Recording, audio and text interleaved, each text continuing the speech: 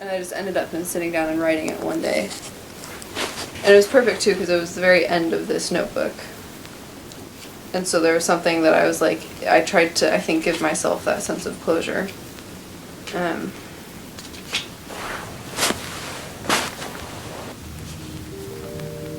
So, I guess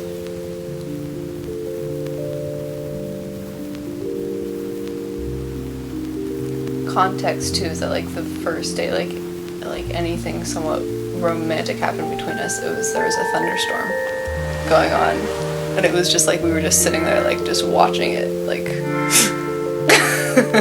I know it was very like we were just sitting there on his porch or inside and just like watching the thunderstorm come in. And so that was giving that context. You were a summer thunderstorm in my drought of golden sunshine days. Your rain and light show made me dance in ways I'd never had before, and oh how glorious it was. But it wasn't until you left and I looked at the fires burning up my wildflowers that I understood that you were not the right storm for me, although... And then I was like, oh, but maybe instead. So I put a half of a parentheses here, expecting me to like finish it off and be like, oh, I could replace this instead of this, because this is like how my brain edits as I'm writing. But I never closed this parentheses and kind of went from here. So this is why I'm explaining why it doesn't make sense. Your rain did not quench my thirst, but oh how I danced, swaying and leaping in new ways I never thought possible. Drenched, and with my eyes and arms turned towards the sky, I begged for more of the light show and beat and bone-shaking beat that were distracting me from the fire scorching my already parched wildflowers. It wasn't until you left, with me chasing after you, that I finally looked around and felt the depth of your destruction.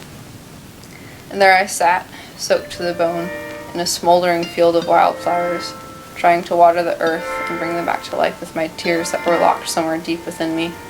As my wildflowers started to wilt, I looked around again and I realized that I was utterly alone.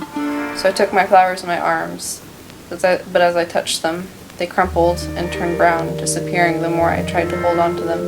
In desperation, I finally plucked them, roots and all, from the earth. I could no longer hold them.